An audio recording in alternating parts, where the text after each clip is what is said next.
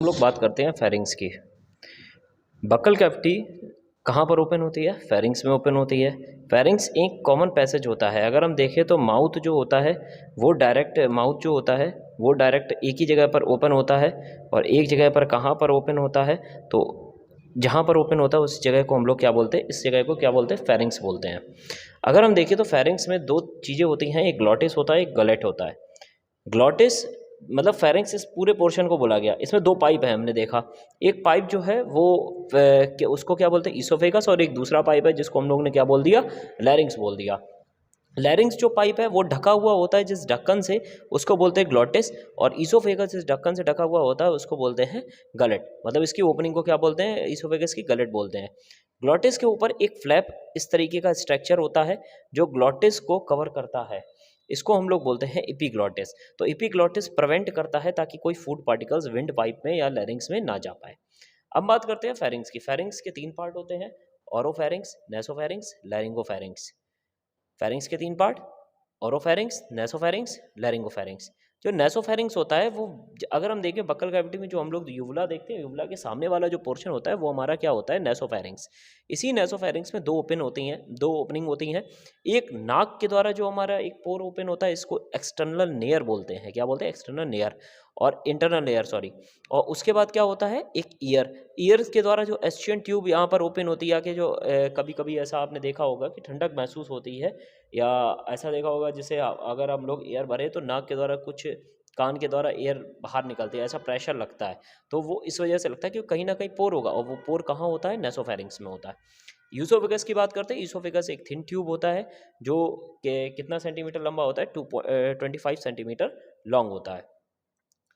Extend posterior. अच्छा, oesophagus की अगर हम बात करें तो ये नीचे साइड चला जाता है, मतलब नीचे साइड जाता है, लेकिन किसके पीछे वो प्रेजेंट होता है? नेक के पीछे, थोरैक्स के पीछे और एब्डोमेन के पीछे। मतलब कि अगर हम देखें बॉडी का ये हमारा जो है वो एंटीरियर पार्ट है, तो इसके यहाँ पर नेक है, ये पूरा थोरैक्स वाला रीजन है, और ये हमारा एब्डोमेन। तो इसके पीछे साइड में एक पाइप होता है, इसीलिए इसको पोस्टीरियर बोला गया। तो पोस्टीरियर होता है किसके? नेक, थोरैक्स और एब्डोमेन के। ईसोफेगस क्या काम करता है? फेरिंग्स को किससे जोड़ने का काम करता है? स्टोमक से। अगर हम बात करें, ईसोफेगस के तीन पार्ट होते हैं: 1/3, 1/3, 1/3। मीन्स ऊपर वाला जो पार्ट होता है ये पूरी तरीके से वॉलेंट्री मसल्स के द्वारा कंट्रोल होता है। मीन्स इसको हम कंट्रोल करते हैं। ये इसमें इनवॉलेंट्री मसल्स भी होती हैं, वॉलेंट्री भी होती हैं, जबकि 1/3 जो लास्ट वाला पार्ट होता है जो स्टोमक से जुड़ा हुआ होता है, ये हमेशा किन मसल्स के द्वारा गार्डेड होता है? तो इनवॉलेंट्री मसल्स के द्वारा गार्डेड होता है। अब हम लोग बात करते हैं स्टोमक की। स्टोमर जो है वो कहाँ पर प्रेजेंट होता है? एब्डोमिनल कैविटी में प्रेजेंट होता है, अपर लेफ्ट साइड में। तीन पार्ट होते हैं इसके: कार्डिक होता है, फंडिक होता है, पाइलोरिक होता है। पाइलोरिक को हम लोग क्या बोलते हैं? एंट्रम बोलते हैं, जो कहाँ ओपन होता है? इंटेस्टाइन में ओपन होता है। अगर हम बात करें, स्टोमक कुछ इस तरीके का स्ट्रक्चर होता है।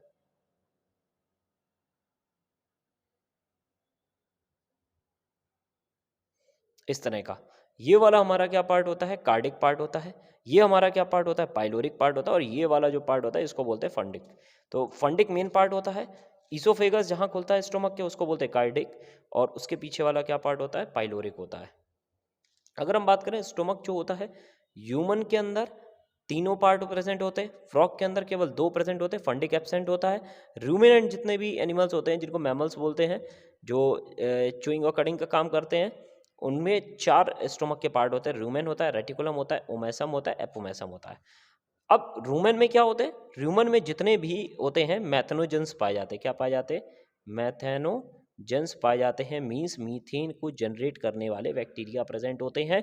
क्यों? क्योंकि ये क्या करते हैं? सेलुलोज का डाइजेशन करते हैं। किसका डाइजेशन करते हैं? सेलुलोज का डाइजेशन करते हैं।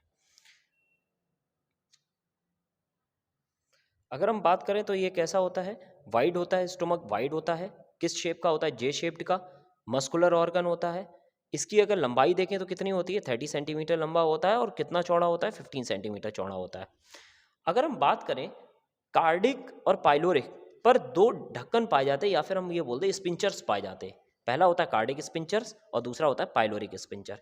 ईसोफेगस से जो खाना कार्डिक में आ रहा है, वो खाने को वापस कार्डिक से वापस ना जाए, जिस वजह से एक इस कार्डिक स्पिंचर होता है। और इंटेस्टाइन से वापस खाना स्टोमक में ना जाए, इस वजह से क्या होता है? पाइलोरिक स्पिंचर होता है। ठीक। यहाँ पर कार्बोहाइड्रेट, प्रोटीन और फैट की अगर हम बात करें तो कार्बोहाइड्रेट की अगर हम बात करते हैं तो कार्बोहाइड्रेट हमारा 2 से 3 घंटे रहता है, प्रोटीन 4 घंटे रहता है और फैट जो है वो हमारा है 3 आवर्स रहता है। मीन्स अगर हम कहें तो 4 to 5 आवर्स ये तीनों चीज़ें यहाँ पर प्रेजेंट होती ताकि इन तीनों चीज़ों का क्या हो सके, डाइजेशन हो सके with the help of gastric juice या गैस्ट्रिक जूस में प्रेजेंट होने वाले इंजाइम्स के द्वारा। अब हम लोग बात करते हैं इंटेस्टाइन के बारे में। इंटेस्टाइन की अगर हम बात करें तो इंटेस्टाइन दो होती हैं, एक स्मॉल इंटेस्टाइन और एक लार्ज इंटेस्टाइन।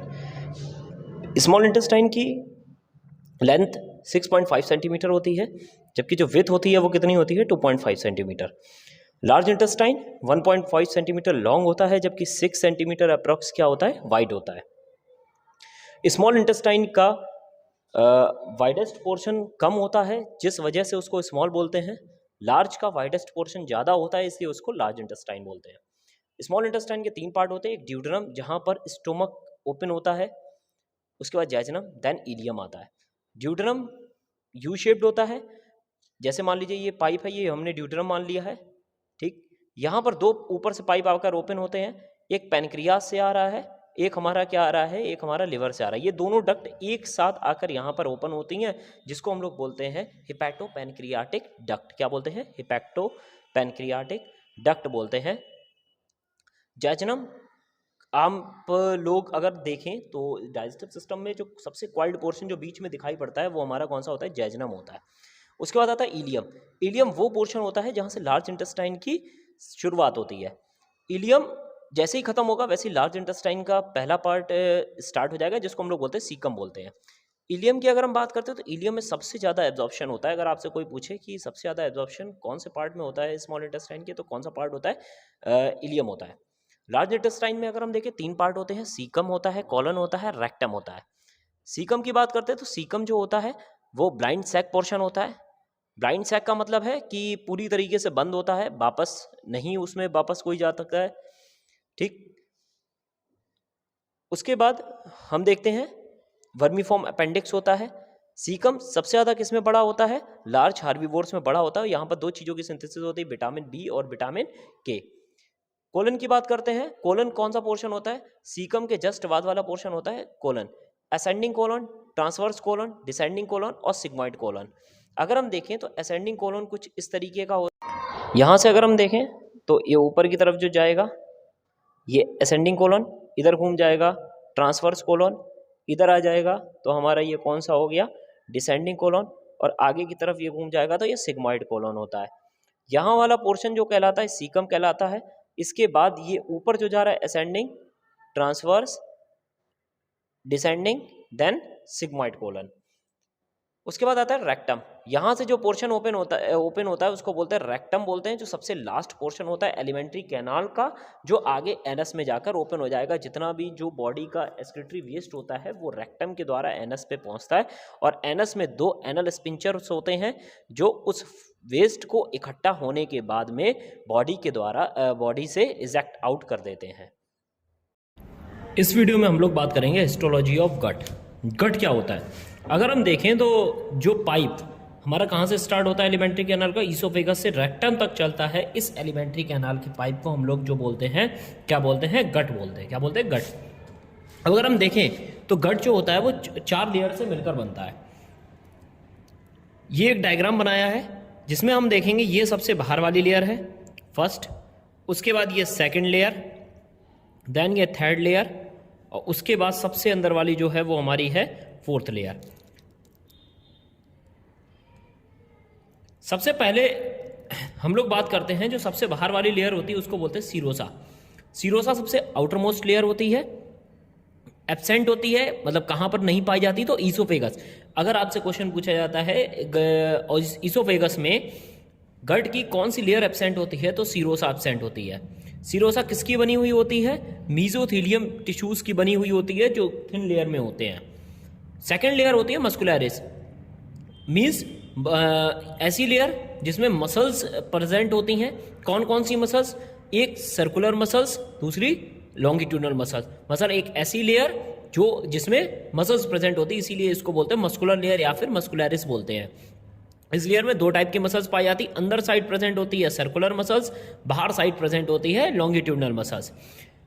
मस्कुलरिस लेयर में एक और टाइप की मसल्स पाई जाती है जिसको बोलते हैं ऑब्लिक मसल्स लेयर, जो केवल और केवल कहाँ प्रेजेंट होती है, स्टोमक में। तो जो एक्सेप्शन वाले पॉइंट होते हैं उनको अच्छे से याद रखिए।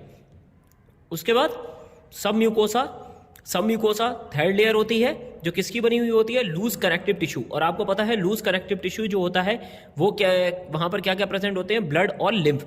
कहीं इसका मतलब कि यहाँ पर ब्लड वेसल्स पाई जाएंगी और लिम्फ वेसल्स पाई जाएंगी, और इसके साथ साथ क्या प्रेजेंट होते हैं, नर्व टिश्यूज या फिर नर्व्स प्रेजेंट होती हैं।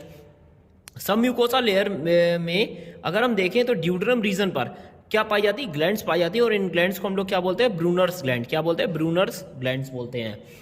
म्यूकोसा जो सबसे अंदर वाली लेयर होती है, अगर हम देखें तो ये क्या बनाती है, एलिमेंट्री कैनाल का खाली पोर्शन बनाती है। मतलब कि चारों तरफ अगर एलिमेंट्री कैनाल के अंदर साइड देखें तो सबसे अंदर वाली जो लेयर होगी वो क्या होगी, म्यूकोसा होती है।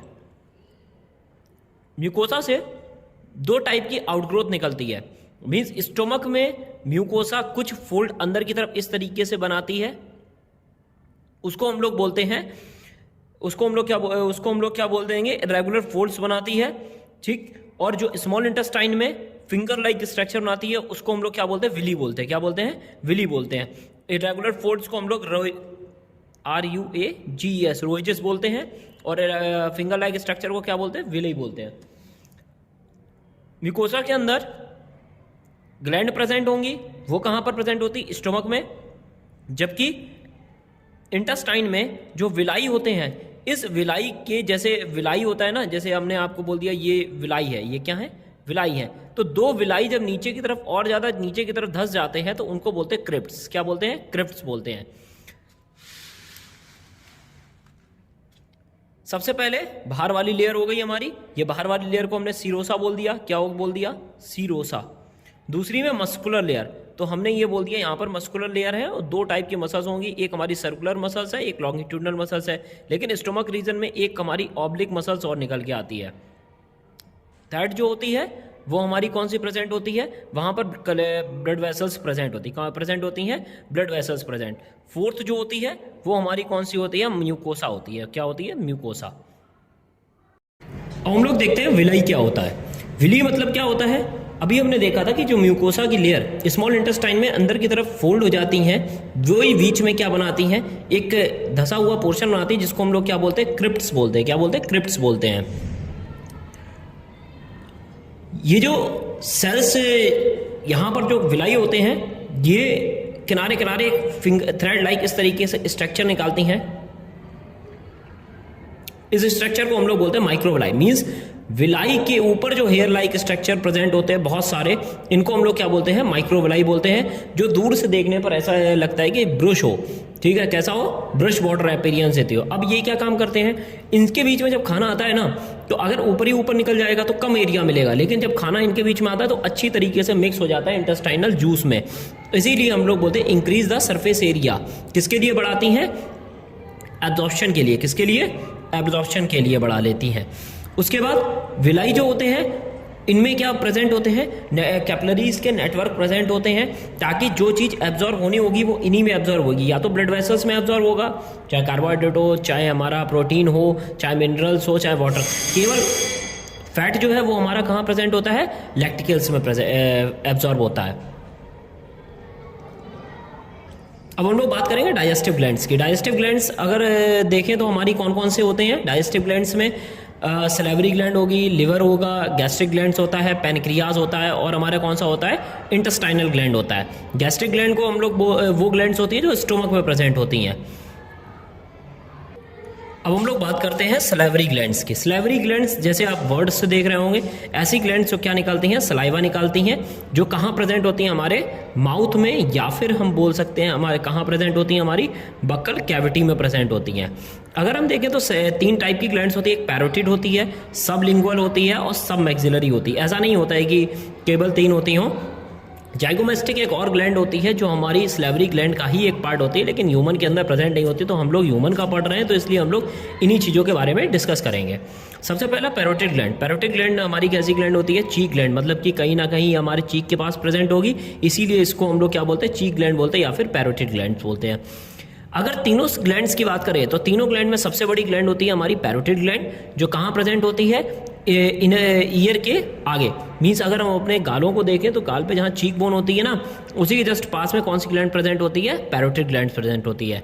पैरोटिड ग्लैंड है मीन्स ये एक ग्लैंड है, ये अपना सीक्रीशन निकालेगी, सीक्रीशन निकालेगी एक डक्ट के द्वारा निकालेगी। इसी डक्ट को क्या बोलते हैं? स्टेंशन डक्ट, जो कहाँ पर ओपन होता है? सेकंड मोलर टीथ के अपर साइड में ओपन होता है। उसके बाद देखते हैं, अगर कभी भी किसी भी इंसान को मम्स होता है, बीमारी होती है, गलसुआ होता है, तो इसको वायरल इन्फेक्शन के द्वारा होता है। वो किस ग्लैंड की वजह से होता है? पैरोटिड ग्लैंड की वजह से होता है। नेक्स्ट है हमारा sublingual gland. Sublingual gland elongated होती है, मतलब कि थोड़ी लंबी होती है, लेकिन इन तीनों ग्लैंड में सबसे छोटी होती है। कहाँ प्रेजेंट होती है? टंग के नीचे प्रेजेंट होती है। सेम वैसे ही अगर ये ग्लैंड है तो कोई ना कोई सिक्रीशन निकालेगी। सिक्रीशन जिस डक्ट के द्वारा बाहर निकलता है उसको बोलते हैं डक्ट ऑफ राइवाइनस। सबलिंगुअल ग्लैंड जो सिक्रीशन निकालती है उसको, उसमें क्या प्रेजेंट होता है? ग्लाइकोप्रोटीन या फिर म्यूसिन प्रेजेंट होता है। जबकि पैरोटिड ग्लैंड जो वाटरी फ्लूइड निकालती है उसमें कौन सा एंजाइम प्रेजेंट होता है? टाइलिन एंजाइम प्रेजेंट होता है, या फिर हम लोग बोलते हैं सलाइवरी एमाइलेज। सब axillary gland angle of jaw means jaw के पास में प्रेजेंट होती है। कौन से? लोअर जॉ के पास में प्रेजेंट होती है।